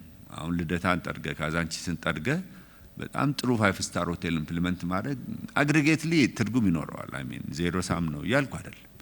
ግን ደግሞ እዛ ጋር የነበሩ ሰዎች ዜጎች ወዘተ በሲመዘኑ ምንድነው ሁለተኛው ኦብጀክቲቭ ምን ነበረ? ለኑሮ ምቹ የሚለው በጣም ትልቅ ዲስኮርስ ነው። በፖለቲካል ሊደርሺፑም በቴክኒካል ኦፊሶችም አካባቢ የሚሰማው ቃል ይሄ ነው። ከተማን ለኑሮ ምቹ እናድርግ፣ ለነዋሪዎቿ ምቹ እናድርግ። ሌላው ተወዳዳሪ እናድርጋት፣ ኮምፒቲቲቭ ሲቲ መሆን አለባት። ለምን የሚለው በኋላ የተወሰኑ የሚነሱ ነገሮችን አነሳለሁ። ሌላው የሚነሳው አካታችና ማንንም ወደ ኋላ ማይተው ነው። ፍትሃዊ ከተማ የሚለው ነው። ይሄ በዳዊት ባነሳው ኮንቴምፖራሪ አርባኒዝም ውስጥ በጣም ፕሮሚነንት ከሆኑ 3 ቲዮሪዎች ጋር ይስማማኛል። አንዱ ፌኒስቴይን የምትባል የሰብአዊ መብት ተከራካሪ አርባኒስት የምታነሳው ነገር ነው። እሷ ምንድነው የምትለው? ዘ ጀስት ሲቲ ሞዴል ያስፈልገናል። ፍትሃዊ ከተማ አንድ ከተማ ፍትሃዊ ነው የምትባለው አትሊስት 3ቱን ካሟላች ነው። ላይቨብል ከሆነች፣ አካታችና ማንንም ካልተወችና ዲሞክራሲያዊ ከሆነች ይላሉ። ሁለቱን ከሷ ተውሼ ለመመዘን ሞክሬያለሁ። ሁለተኛው በጣም ኮንቴምፖራሪ ጸሐፊና በአፍሪካን አርባኒዝም የሚጻፈው ጉድፌሎ የሚባል ፕሮፌሰር ነው። ጉድፌሎም የሚለው ምንድነው? ከተሞች ተወዳዳሪነታቸውን ማጠናከር አለባቸው እና ከተሞች ተወዳዳሪነታቸውን ማጠናከር ያለባቸው በአንድ ትልቅ ምክንያት ነው። ግሎባላይዜሽን የሚባለው አሁን የዓለም ስርዓት ናሽናል ቦርደሮች ፌድ አዌይ እንዲያደርጉ ብዙም ከኖሚናል ቫልዩ እንዳያልፉና የዓለም ኢኮኖሚም ፖለቲካም በከተሞች ብቃት ላይ በከተሞች ሚና ላይ እንዲመሰረት ስለሚያደርግ ስለሆነ ከተሞች ተወዳዳሪነትን ማሳደግ ኖት አት ዘ ኤክስፔንስ ኦፍ ማለት በሌሎች እንትኖች ላይ በሌሎች ኦብጀክቲቮች ላይ በሰው ተኮርነታቸው ላይ ዜጎችን በማገልገላቸው ላይ ኮምፕሮማይዝ ሳያደርግ ግን ደግሞ ጠባብ መንገድ ፈልገው ተወዳዳሪ መሆን አለባቸው ብሎ ይከራከራል። እኔም ከዚህ ሀሳብ ጋር እስማማለሁ። ሶስተኛው የስሉት ከተማ ሞዴል ነው። በተለይ የሳውዝ ኮሪያ ሞዴል ነው። እነ ሳውዝ ኮሪያ ደግሞ ከተሞችን ስማርት በማድረግ ግን ደግሞ አረንጓዴ ማድረግ ይቻላል፣ ማልማት ይቻላል። ይሄ ቅይጥ የሚለው ሀሳብ ትንሽ በተሻሻለ ሁኔታ የቀረበበት ነው። ሶ በእነኚህ መሰረታዊያን ነው እኔ የአዲስ አበባን አዲሱን እድገት ያየሁት። ሶ እነኚህ ናቸው ርዕዩም አላማና ትግበራ የተባሉት። አሳክተዋል ወይ? አሁን የተባሉትን እውነት ሰው ተኮር ሆነዋል ወይ? እውነት ተወዳዳሪነትን ማረጋገጥ ችለዋል ወይ? እውነት ፍትሃዊና እኩልነትን ማንንም ወደ ኋላ ያልተው መሆን ችለዋል ወይ? የተሰሩት ስራዎች የሚለውን ነው ቶሎ ለመገምገም የሞከርኩት። የቅድሞቹን ሳንካዎች እንደተጠበቁ ሆነው ሁለት ኬዞችን ነው ማየው። አንዱ በትራንስፖርት ኦሪየንትድ ዴቨሎፕመንት ኮሪዶር፣ አንዱ ደግሞ በሪቨር ሳይድ። በሁለቱ እሳቤዎች ውስጥ አሁን የተባሉት ነገር ምን ያህል ተካተዋል ነው። ትንሽ ለማታውቁት እኔ ጋር የደረሰውን ፈርስት ሃንድ ዳታ ለመስጠት የትራንስፖርት መር ኮሪደር የሚባሉት በአዲስ አበባ 11 ኮሪደሮች ውስጥ የተመጣውን ትራንስፎርማቲቭ ስራ ነው። አሁን ከ2016 15 መጨረሻ አካባቢ ጀምሮ ከዝግጅት እስከ ትግበራ ሄደውን ነው። ይሄ ትራንስፖርት መር ኮሪደር 11 በሁሉም አቅጣጫ እዚህ ላይ በመታያቸው በዚህኛው አረንጓዴ፣ ቢጫ፣ ፐርፕል፣ ሬድ ከለር የተሰራጩትና ከመሃል ወደ ዳርቻ ራዲየት ያደረጉትን ኮሪደሮች ያካተቷቸውን አጀንዳዎችና ቅድም ካልናቸው ጋር የመካተታቸውን እድል ነው ለመመርመር የሞከርኩት። ይሄኛው ኮሪዶር በድምሩ 5414 ሄክታር መሬት ካቨር ያደርጋል እና በውስጡ ወደ 205 ኪሎ ሜትር አስፋልት መንገድ፣ 368 የእግረኛ መንገድ፣ 250 ኪሎ ሜትር የሳይክል መንገድ፣ 180 አሁን ትንሽ ጨምሯል ይሄ ቁጥር፣ ፓርኪንግ እና ተርሚናሎች፣ 180 የውሃና ፍሳሽ መስመሮች፣ 362 ኪሎ ሜትር የኤሌክትሪክ መስመሮች፣ 366 ቴሌኮሙኒኬሽን መስመሮች፣ 507 አረንጓዴ ሽፋን፣ 507 ሄክታር የህፃናት መጫወቻዎች 102 ይሄም ትንሽ ከፍ ብሏል። የህዝብ ሽንት ቤቶች 211፣ 193 ፕላዛ እና አምፊቲያትር፣ 155 ስፖርት ፋሲሊቲዎችን ያጠቃልላል። ሆን ብዬ እኔ ስዕሎችን አላካተትኩም፣ ምክንያቱም አንደኛ ዕለት ተዕለት እያየናቸው ነው አይደል፣ አቋርጠን እየሄድን ነው፣ ኢንጆይ እያደረግን ነው። እዚህ ያሉትን ነው አሁን የጠራሁትና ስዕል ብዙ ያላካተትኩት ለዛ ነው። የወንዝ ዳርቻ የሚባለው 1160 ሄክታር መሬት ነው። አሁን በድምሩ ወደ 8000 ሄክታር ማለት ነው። ሁለቱን ስንደምር 7000 ሄክታር አካባቢ ይሄዳል። 50 ኪሎ ሜትር ርዝመት ያላቸው በቀበናና በዚህ ከእንጦጦ በዚህ በራስ መኮንን ድልድይ የሚያልፈውን ጀምሮ 50 ኪሎ ሜትር ነው። ተፈጥሮን መሰረት ያደረገ ወይም ኔቸር ቤዝ ሶሉሽን የሚባል 456 ሄክታር የአፈርና ውሃ ጥበቃን 45 ቼክ ዳሞችን 15 ግድቦችን 7 አርቲፊሻል ሐይቆችና በርካታ ፋውንቴኖችን ያቀፈው ስርዓት ነው። ኢሴንሻሊ ኢቫሉዌት ሲደረግ ለውጡ ይሄንን ነው የሚመስለው። አሁን እነኚህ ነገሮች በከተማ ሳይንስ መነጽር እና ባለፉት ዓመታት ከተደረጉት አንጻር ሲመዘኑ ያላቸውን እንድምታዎች ላይ ትንሽ ጊዜና ጆሮ እንድትሰጡ ይፈልጋሉ። አንደኛ እኔ የመመዘን የምፈልገው በሽፋኑ ነው። ካቨሬጁ ምን ማለት ነው? እንድምታው ይህን የሚያክል 7000-8000 ሄክታር መሬት ካቨር የሚያደርግ ኤክስቴንሲቭ የሆነ ስራ ኢንቴንሲቭ የሆነ ልማት ማካሄድ እና ይህንን 50 ኪሎ ሜትር ርዝመት ያለው ወንዝ ካቨር ማድረግ ባለፉት 50-60 ዓመታት ዳዊት ባነሳቸው ታሪኮች ውስጥ ከነበረው ኦፖርቹኒቲ ጋር ነው ማመዛዘን ነው። ካዛንቺስ፣ ልደታና ሸራተን አካባቢ በድምሩ 10 ሄክታር ነው በድምሩ። እና ይሄ የምናወራው የ30 እና የ2 ዓመትን ኮምፔር አድርገን ነው ማለት ነው። ሁለተኛ ይሄ ሽፋን ይሄ ካቨሬጅ ጂኦግራፊካሊ ሲሰራ ለአንዳንዶቹ ሀገር ያክላል። አሁን በጅቡቲ የጅቡቲ ቶታል ቢልት አፕ ኤሪያ ከአንዱ ኮሪደር ጋር አይመጣጠንም። ኦር በጣም ከሚነገርለት የኪጋሊ የሩዋንዳ አንጻር ሲመዘን ምንም ልታነጻጽሩት አትችሉም። ይሄ ካቨሬጅ በቃ ዝም ብሎ ማዳረስ ኤክስፓንሽን የሚባለው ቢለካ ነው። ሁለተኛ ግን እኔ ይሄኛውን አፕሪሺየት የማደርግበት ሪዝን እንደ ባለሙያ ነጥብ ሳይሆን ሲስተም ትራንስፎርም ያደረገ ነው። ይሄ በጣም ትልቅ ሊፕ ይመስለኛል፣ ትልቅ ዲፓርቸር ይመስለኛል። እኔ የተወሰኑ የከተማ ነጥቦችን ወስደ ካፒታል ኢንቴንሲቭ ሆነ ትላልቅ ህንፃዎችን ኢንትሮዲውስ አድርገ እዛ ውስጥ ሊከሰቱ የሚችሉትን ፖለቲካል ሩመርስ ለዜጎች እኩል ተጠቃሚነትን የማረጋገጥ ሊሚቴሽን ሙሉ በሙሉ ቀልብሶታል። ይሄ ከተማዋን ሲስተማቲካሊ ትራንስፎርም ማድረግ የሚችል የሲስተምስ ትራንስፎርሜሽን ስኬል ነው ብዬ ነው የምከራከረው እንጂ ኮሪዶር ብቻ አይደለም። በሳይንሱ ኮሪዶሮች ሪፕል ያደርጋሉ። በኋላ ትንሽ እመጣበታለሁ።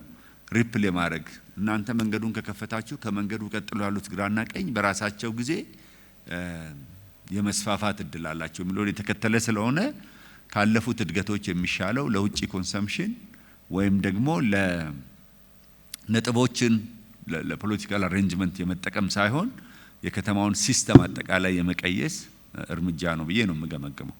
ሶስተኛው ይሄንን ማፕ ወስደን ይሄንን አሁን ቅድም ያየነውን የ11 ኮሪደሮች ማፕ ወስደን ከሌሎች የልማት አጀንዳዎች ጋር ኦቨርሌይ ብናደርገው፣ ለምሳሌ እኔ እንኳን የምመራውን የቀዳማይ ልጅነት ልማት ፕሮግራም ብቻ ብናስቀምጥ ይሄ ልማት ከሌሎች ልማቶች ጋር ያለውን ትስስር እና ቅንጅት ቀጥሎ በከተማው አጠቃላይ ተጠቃሚነት ላይ የሚያመጣው እድገት ከአረንጓዴ አሻራ ጋር፣ ከተማሪዎች ምገባ ጋር፣ ከሴቶች ስራ እድል ፈጠራ ጋር ቀጥተኛ ትስስር አላቸው። ሲሎስ አይደለም እንደ ሌሎቹ አንዴ መንገድ ሰርተ በሳምንቱ ቴሌ ሲመጣ መንገድ የምትቆርጥበት አይነት ስርዓት አልተከተሉም እና ይሄ በጣም አፕሪሺየት አደርጋለሁ እንደ ባለሙያ።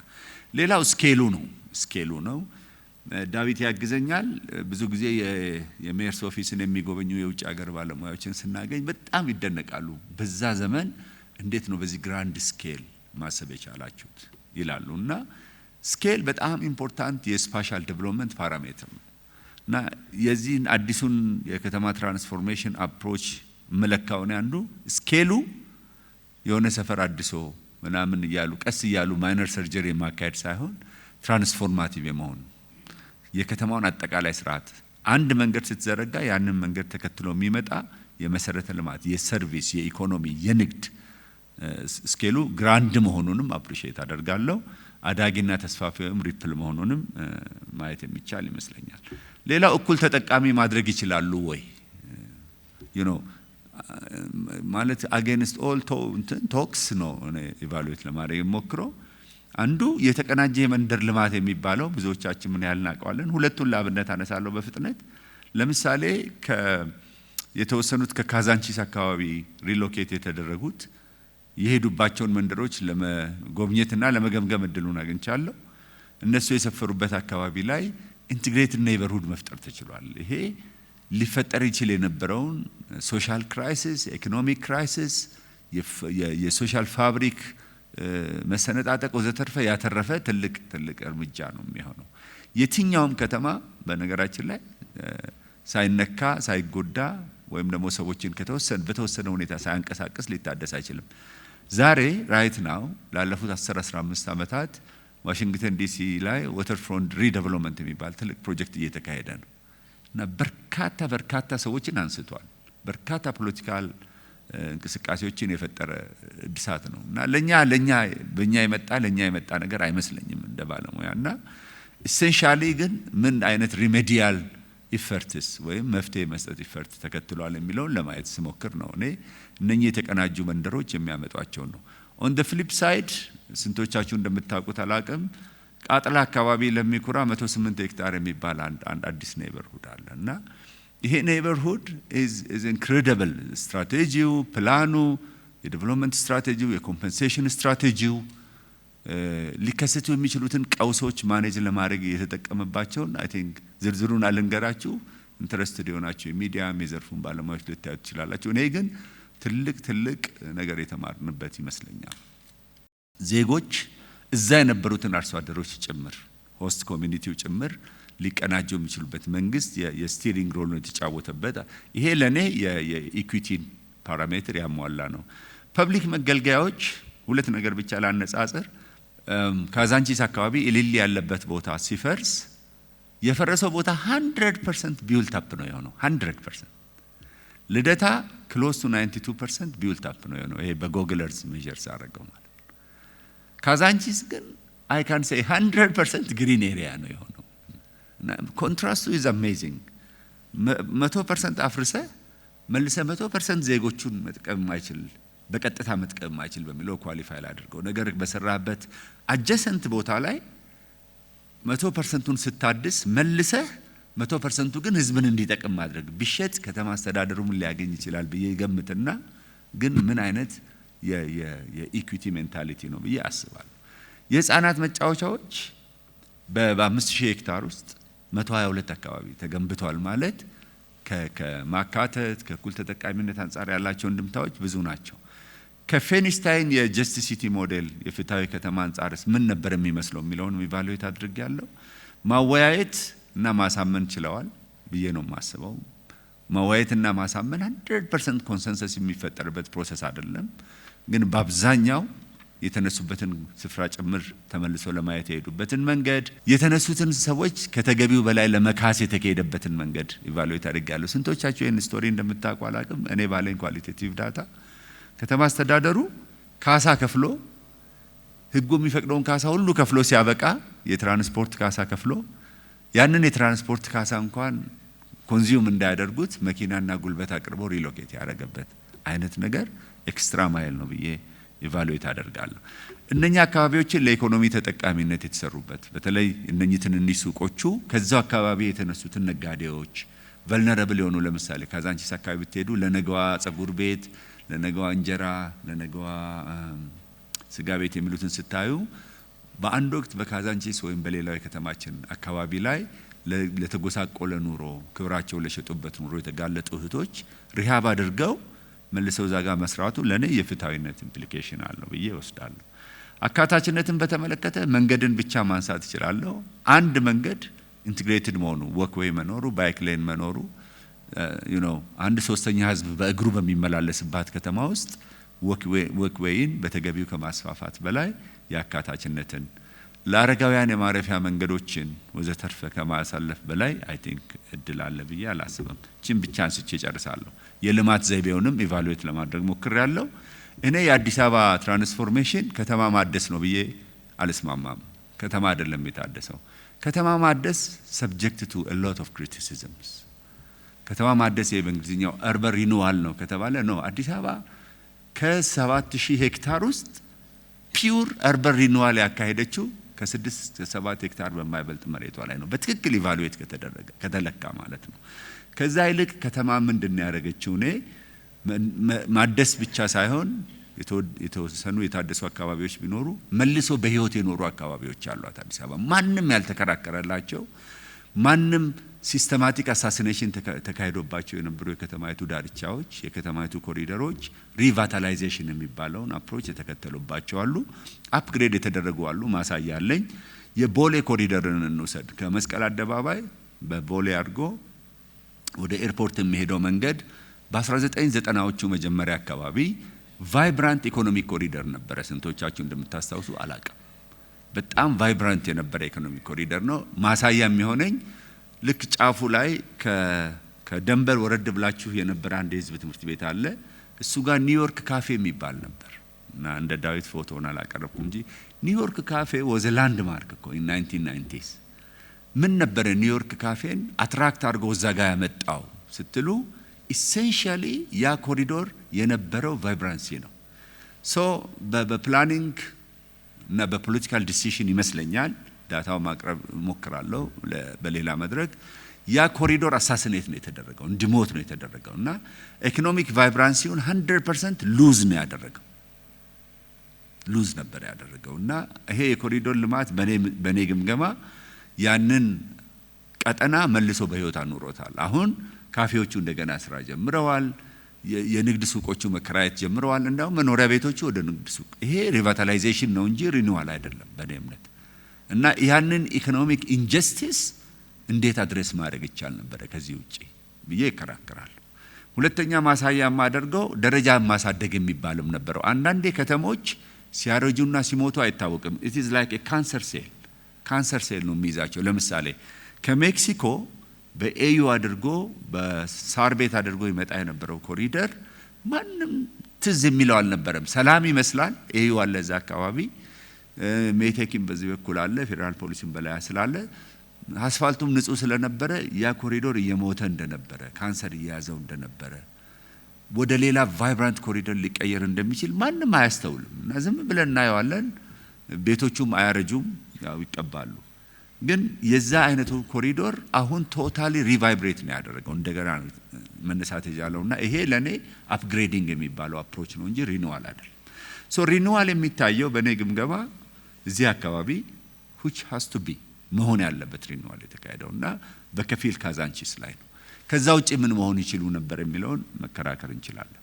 ሌላው አዲስ የከተማ ቅርጽም ኢንትሮዲዩስ አድርጓል። አርባን ሞርፎሎጂ ቅድም ዳዊት ያለው ንጉሱ አስፋፉት የተባለው መንገድ አለ፣ ደርግም የሞከረው አደባባይ አለ።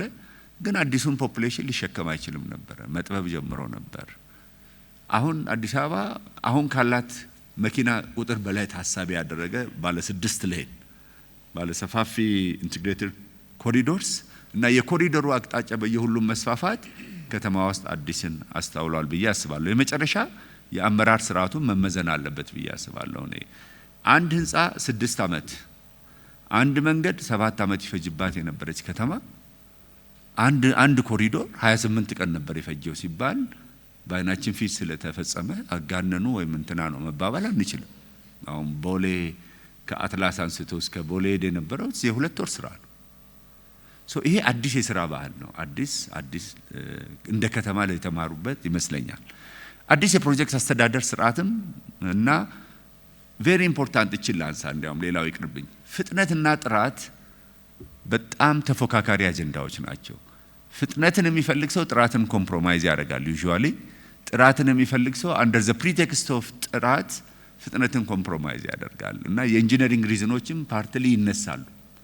ግን የአዲስ አበባ ኮሪዶር ፍጥነትና ጥራትን ለማሳረቅ የሄደበት እና የመንግስትና የህዝብ አጋርነት እኔ አጠቃላይ ሲስተማቲክ ለውጥ የተካሄደበት ነው እንጂ እንዳለፉት ዘመናት ጥቂት ነጥቦችን ለውጪ ፍጆታ ወይም ደግሞ ለንጉሱ ደስታና ለፖለቲካል አሳሲኔሽን ለኢኮኖሚክ አሳሲኔሽን የተካሄደ ነው ብዬ አላምንም። በራሱ ለትልቅ ውጤት ለከተማ ሲስተም እና ለከተማ ባህል ለውጥ የተካሄደ ከተማ ማደስ ሳይሆን ከተማና ወንዞችን መልሶ በህይወት ማኖር በተፈጥሯቸው ንጹህ የነበሩ ወንዞችን መልሰን ነው ንጹህ ያደረግነው እንጂ ተፈጥሯቸውን አልቀየርንም። አበላሽተን ነበር አስተካከልናቸው የሚለው መወሰድ ይገባል። እግዚአብሔር ይስጥልኝ። አመሰግናለሁ።